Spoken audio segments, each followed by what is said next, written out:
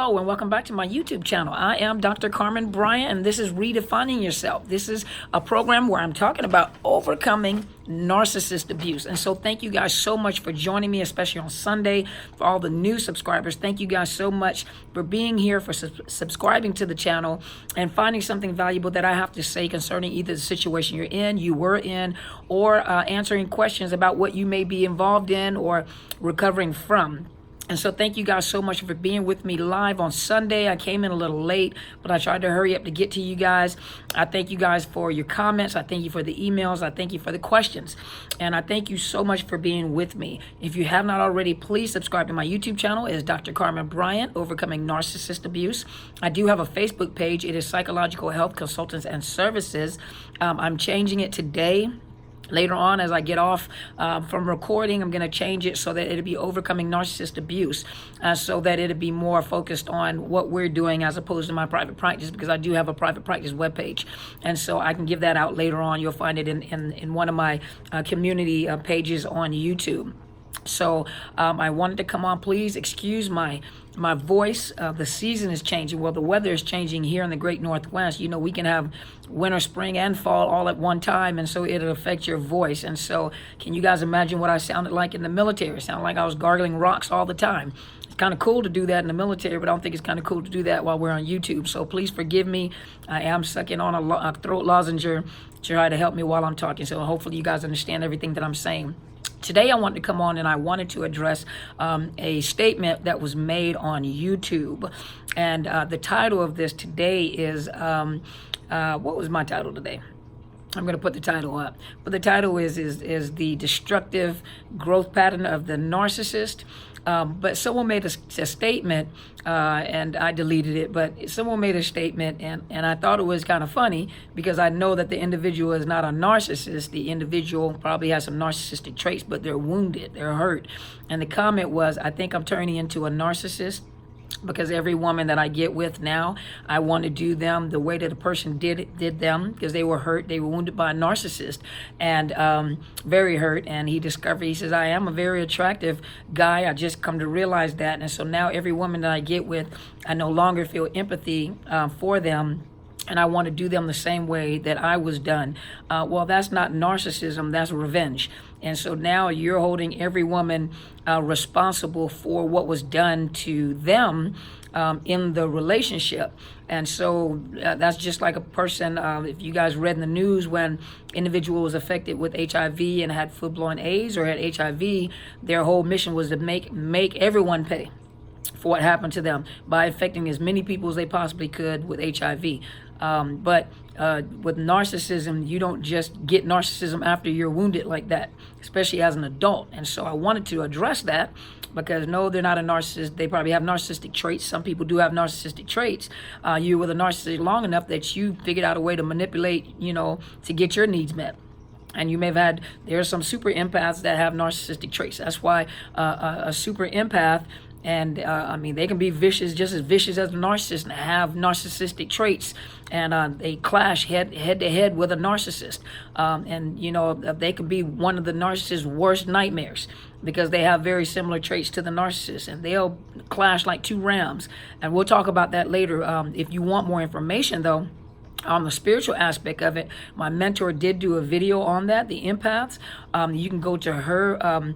Please subscribe to her YouTube channel. Her name is Helen Sadler, Destiny Helper. And she talks about narcissism on her YouTube channel from a spiritual point of view. She is a presiding prelate, meaning that she is the head pastor of our ministries, Into His Chambers Global Ministries. And she has several ministries, several churches under her, and she does coach leaders and other people. She's a coach too. She is my mentor and my pastor. And go to hers, and she did do a video on the empath, especially the supernovas, the super empath, and those are the ones that can remind you of a narcissist. But no, that individual is not a narcissist. They're hurt because they were hurt by a narcissist, and now they're seeking revenge. You probably have some narcissistic traits, but they're seeking revenge, and they're seeking revenge on any woman they get with because they're holding the women accountable for what this person did to hurt them. So they're not narcissists. They're not turning into you don't turn into a narcissist. No possible way. And that means they can turn out of the narcissist. But I went to healthofchildren.com, personality development. I wanted to address the development of it. And then we're going to go to another site where you'll understand where I'm coming from when I come from this, because it's a little sensitive topic. And here, let me see who this is written by.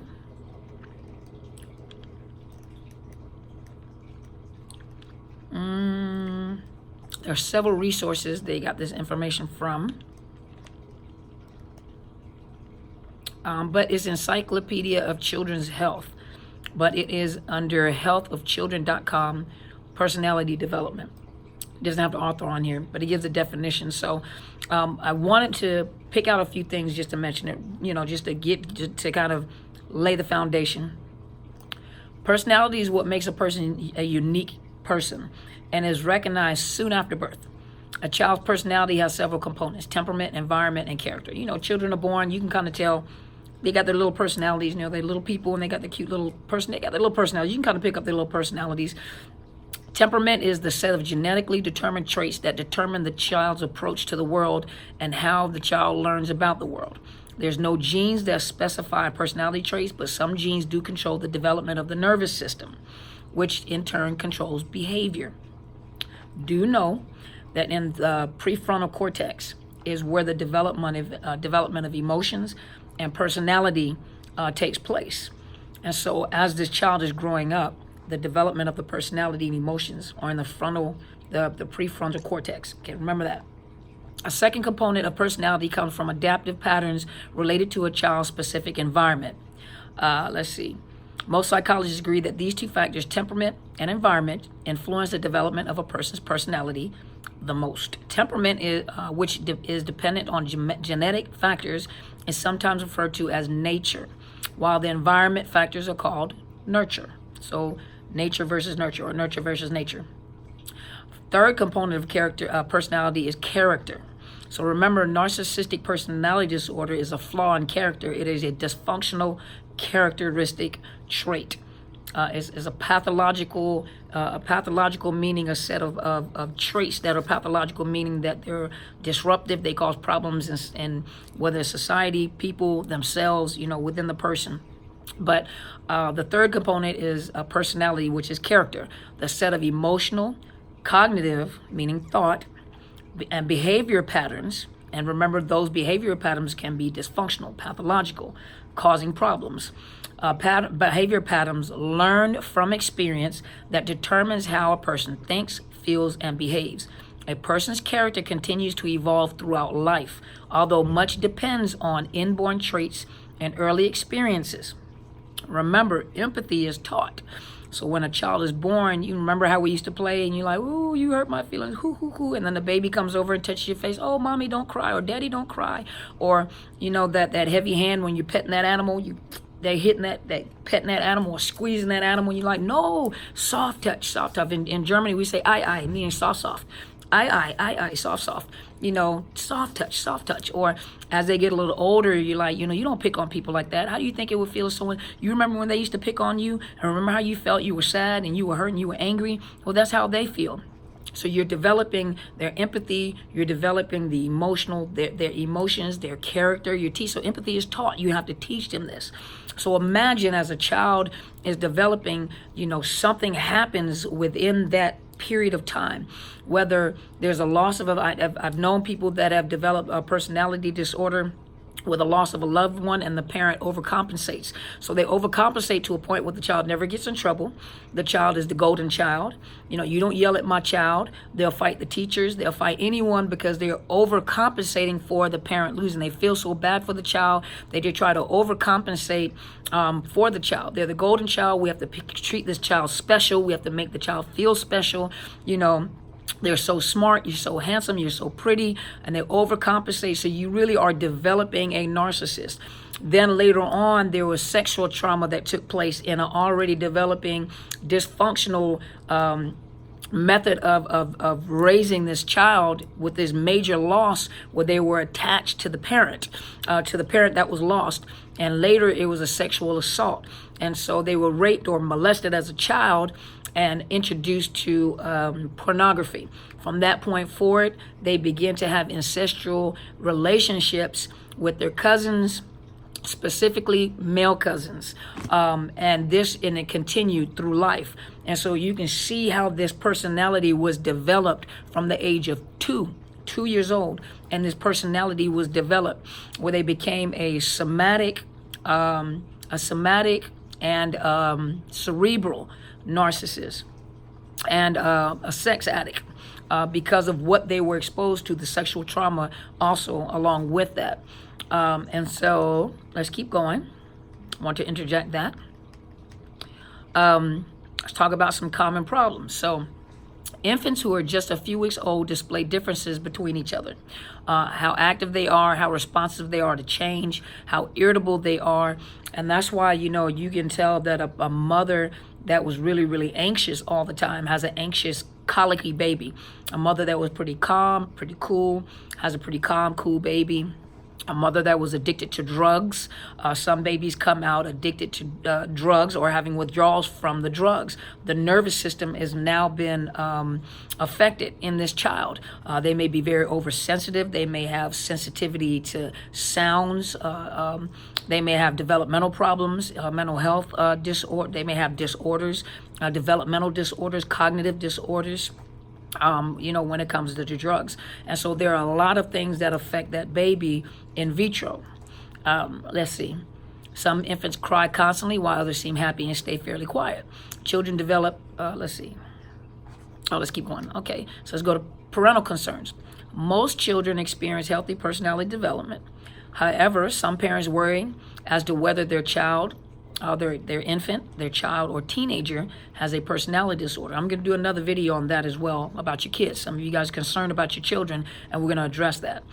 Parents are usually the first to recognize that their child has a problem with emotions or behaviors that may point to a personality disorder. Children with personality disorders have a great difficulty dealing with other people. They tend to be inflexible, rigid, unable to respond to changes and normal stresses of life, and find it very difficult to participate in social activities. When these characteristics are present in child to an extreme, when these characteristics are present in a child to the extreme, when they are persistent and when they interfere with healthy development, a diagnostic evaluation by a licensed physician or mental health professional is recommended. And so if you see these, in the development of a child, and I'll talk about it later, in the development of a child, you're going to notice some narcissistic traits. That's what they talk about, narcissistic traits. That's a part of the development of the child. But when they become persistent or they cause problems, where the child doesn't appear to connect to people, they can't, they don't understand empathy. It's like no matter how much you tell them empathy, they do things on purpose. They do things on purpose to you. There may be a problem. There are things that you can correct, and you talk to them and you notice they're correcting. You'll watch them correct themselves. But that was going to be another video. I'm going to do another video on that specifically. But I just wanted to put this information out because I wanted to get to this. And so as I was driving here, the word cancer popped up. So I started to think, I said, cancer is a very, it can be one of the, I think it's one of the leading in the statistics, is one of the leading causes of death here in the U.S., especially because of our eating, what we're exposed to in the environment. And for those of you that have lost loved ones to cancer, my sincerest condolences. My grandmother passed due to cancer. My mother has recovered from breast cancer years ago. And so I want to make sure that you guys know that I'm not being insensitive when I say this. And so please do not take this as being insensitive and comparing a narcissist to cancer, even though that doesn't sound too insensitive, but to compare a narcissist to cancer. But I wanted to read this to you because it made me think kind of differently on how this narcissist developed. And so here it says, how do healthy cells become cancers? And you can find this on whoami.sciencemuseum.org UK. And it's about finding out more about your body, what is cancer. And it says, how do healthy cells become cancerous? And I'm going to interject that with some things of narcissism, okay? I want you guys to think differently. So a healthy cell does not turn into a cancer cell overnight. So you just don't turn into a narcissist overnight, especially as an adult, okay? It doesn't even for a child, you don't turn into a narcissist immediately, okay? So we're going to go back and forth with the cancer cell, okay? Its behavior gradually changes as a result of damage to between 3 and 7 of the hundreds of genes that control cell growth, division, and lifespan.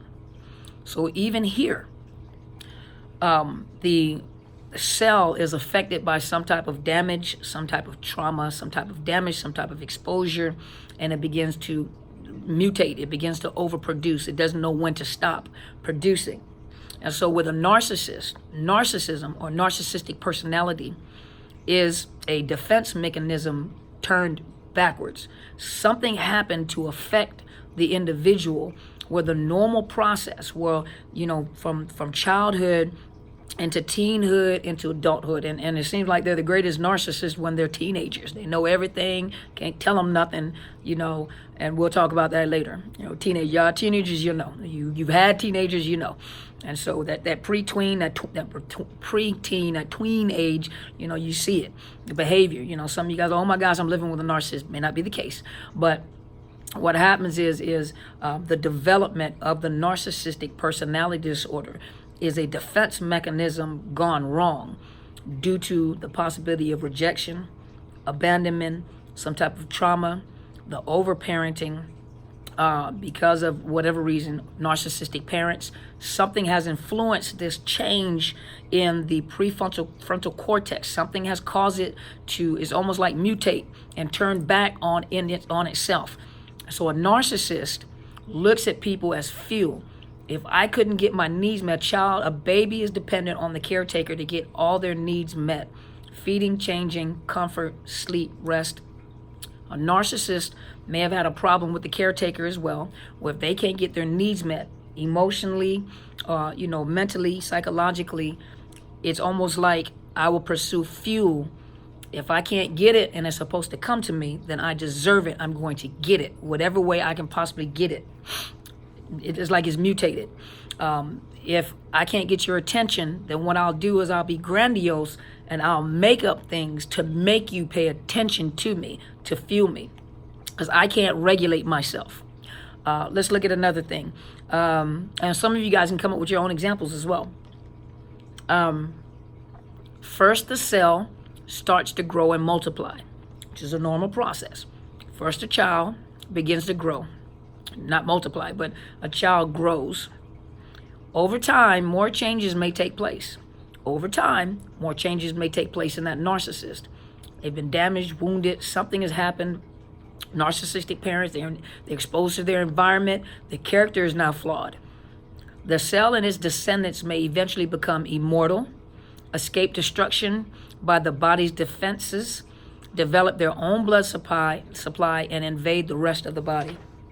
The narcissist will begin to feel immortal because they control their environment and they learn to control people. And the more people they connect with, remember how you learn empathy? They teach you teach a child empathy. The narcissist begins to learn how to manipulate people. The lower narcissist, they're reactive, not responsive, they're reactive. They do things and get a reaction, so they're learning. And so the more times that they get new supply, they begin to develop.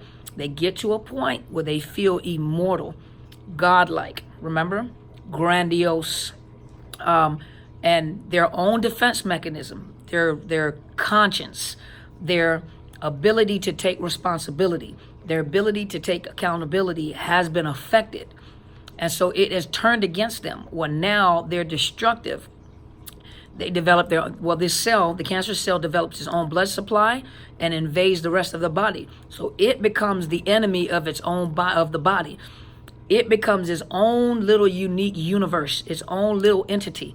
The narcissist has become its own little entity and created its own, his or her own world that they live in, their own delusional world that they live in. And they suck you into their world. You don't suck them into your world to try to teach them, how to treat you, and you train them how to be even worse with the next person to get their needs met. And anytime you point out that there's a defect, they have to tear you down because you're messing with their defense mechanism. You have penetrated in their defense mechanism and you have caused injury that they have to go back and get another supply to patch that part that you messed up. and they get worse with the new supply and the next supply and the next supply. And so I wanted to bring that to your attention. And I just wanted to, because of the fact that the comment that was made on YouTube, on the YouTube, that I think I'm slowly developing into a narcissist. You don't slowly develop into a narcissist and tell us about it, because a narcissist is not going to tell us about it. They're not aware of it. You may have some narcissistic traits, but that goes to show that you have empathy enough to recognize it. Even for those of you that may think you're not turning into a narcissist, concerned that you're a narcissist. You know, a lot of you probably have narcissistic traits, because some empaths do. And you recognize them, but you're recognizing them. You're taking accountability of it. You're making a conscious effort. You want to do something to change that, but you're empathetic. And so remember, narcissists are not empathetic. They could care less. They don't know that they're narcissists. Don't care if you accuse them of being a narcissist. You have literally just declared war, and they're coming after you. They're not going to lose. In their mind, I'm not going to lose. So let's see. Is there anything else I wanted to bring out? Let's look.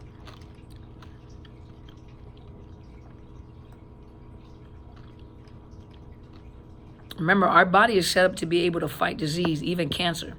But once these cells have mutated, they begin to attack the body. So imagine narcissism attacks the narcissist too, because they have a very low self-esteem, very low self-worth. You know, they don't see themselves the way that they present themselves. So narcissism is really tearing them from the inside out too. And whatever is going on the inside of them, they're reaching out to bring destruction on the outside as well. So what you see when you see a narcissist, that turmoil, that chaos, you know, the lies, everything, this is how they are on a constant basis on the inside, that inside storm that they have going on in their head at all times and in their heart at all times. So I guess that was it for here. But I just wanted to bring that to your attention and address that comment, because I don't want anybody freaked out. Oh my gosh, am I turning into a narcissist? No, you're not. You may have some narcissistic traits, but in this situation, the individual was out to pay back everybody that reminded them of the woman that hurt them, and so you become retaliatory. You're seeking revenge through the wrong people. You know, you're seeking revenge through the wrong people. And so I just wanted to bring that to your attention, and hopefully this has helped. Video's not very long, but I did wanted to address that because that comment was up a little while, and so I didn't want to laugh. I'm like, you know what? If you're a narcissist, you would not be telling me how you're feeling and that this is what you're doing, and you're no longer feeling empathy. They just don't feel, period. They don't even feel the need to explain to you anything and why they're doing what they're doing. They're just gonna do it. And so hopefully this has helped you guys today. Thank you so much for joining me. Please subscribe to my YouTube channel. It is Dr. Carmen Bryant. If you have not already, hit the bell so you know whenever I upload videos. I upload Tuesday through Friday, and then on Sunday I come live. Please join me between 8 and 9 o'clock Pacific Standard Time, and that is on the coast, on the West Coast time. There is a possibility that there's some upcoming events and where I may not be able to come live to you on Sunday, but I will let you guys know. Make sure you check the community tab. I will let you guys know, even if it means I can come on briefly and just say something to you, say hello, check in with you guys, make sure you guys are doing okay. But there may be some times that I might not be able to come, but I will let you guys know, and I will check my calendar, my schedule for this Sunday to make sure that I will be. I don't think there's anything going on Sunday in the evening time, but if there is, I will post it in the community tab. So you guys have it in the community tab. You guys look on Facebook. I am Psychological Health Consultants and Services. Hit the thumbs up. I post on both sites. I am going in there today. I'm going to play with it before I leave work to change it to Overcoming Narcissist Abuse. So hopefully it will reflect the same thing that's on YouTube, and you can find me on there, okay? So thank you guys once again for joining me. Please leave your comments. Let me know if you have anything to say, any questions, and I will make sure I come back and address those questions or any topics that you'd like me to talk about. Thank you guys so much, and as my friend always says, go and be great.